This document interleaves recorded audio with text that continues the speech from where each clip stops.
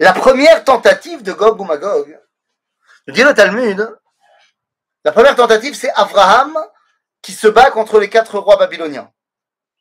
C'est la première tentative de Milchemet Gog ou Magog. Finalement, ça n'a pas marché, ça n'a pas été Gog ou Magog. Donc, le Talmud nous dit, alors, il y a eu une autre guerre qui s'est passée beaucoup plus tard, par rapport à Abraham, il y a 2700 ans, et les Malachim ont dit, bah ça, cette guerre-là, c'est très bien. Allez, Gog ou Magog. C'est la guerre que mène Chizkiyahu Melech Yehuda contre Sancheriv. Malaché Hacharet, les anges, ont voulu faire de cette guerre-là, de Sancheriv et de ses hommes, Gog ou Magog, de Sancheriv, de Chizkiyahu, le Mashiach, et puis Yallah, c'est parti. Et finalement, ça n'a pas été le cas, puisque Chizkiyahu n'a pas dit le Hallel à son Yom HaAtzmaut à lui, et bien finalement, ça n'a pas été le cas, et ce n'est pas devenu la guerre de la fin des temps, et puis là, on y va. Mais le fait que la Gemara me donne 2 avis possibles de qu'est-ce qui aurait dû être Gog ou Magog, eh bien ça me montre qu'encore une fois, il s'agit ici d'une possibilité, une éventualité de l'histoire, mais certainement pas une nécessité. Que donc, eh bien, Gog ou Magog peuvent prendre bien des visages. Ok? Donc ça, c'est très très important. Et je me permets, quand je dis que la légitimité de ce cours vient du fait que nous, on fait un cours sur la prophétie qui s'est réalisée, ou qui se réalise. Si je parle uniquement de l'avenir, alors c'est un cours, pourquoi pas, Gog ou Magog, mais à ce moment-là, quel rapport avec notre cours? Eh bien, tout simplement parce que il y a un avis au XXe siècle, et pas des moindres, qui a dit que Milchemet Gog ou Magog a déjà eu lieu. Hoppa! C'est qui ce rabbin?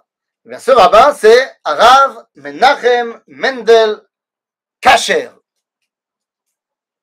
Misé Rabbi Menachem Mendel Kasher, eh bien, le Rav Kasher est très certainement l'un des plus, comment le décrire, l'un des plus grands bibliothécaires de l'histoire. L'un des plus grands bibliothécaires de l'histoire. Je pense que c'est une bonne définition. Rav Kasher, il a quand même écrit un livre qui s'appelle Torah Shlema. Et je vous montre. Je vous montre le Rav Menachem Mendel Kasher. Et voilà à quoi il ressemblait, pour ceux qui veulent voir. Donc le Rav Menachem Mendel Kasher, voilà, je ne sais pas si tout le monde voit bien. Ouais, c'est bon. Yofi. Donc le Rav Menachem Mendel Kasher, eh bien, a écrit un texte qui s'appelle Torah Shlema. Et en fait, c'est un livre qui fait, je crois, 35 ou 40 volumes. C'est énorme. Et c'est une encyclopédie de tout, sur tout ce qui a été dit dans la Torah, sur la Torah. Il y a tout. C'est-à-dire que si tu as entendu parler d'un minag qui vient de la partie sud-ouest du Théman, du Yémen du Nord, il sera dans la Torah Shlema.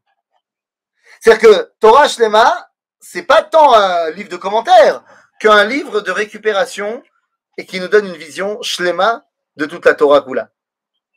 Eh bien, le Rav Menachem Mendel Kasher pensait que Milchemet Gog ou Magog, c'était Milchemet Yom Kippourim. Pour lui, la guerre de Kippour, c'était Milchemet Gog ou Magog. Ken, lo יודע. J'en sais rien, c'est pas le débat. Est-ce qu'il avait raison, est-ce qu'il n'avait pas raison? C'est pas le débat. Mais ça montre que l'un des avis du judaïsme, et je vous dis pas des moindres, eh bien, pense que Milchemet Gog ou Magog a déjà eu lieu.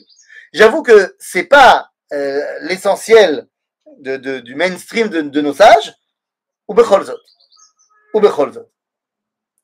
Alors, qu'est-ce qui se passe? Qu'est-ce qui se passe quand on pense à Milchemet Gog ou Magog?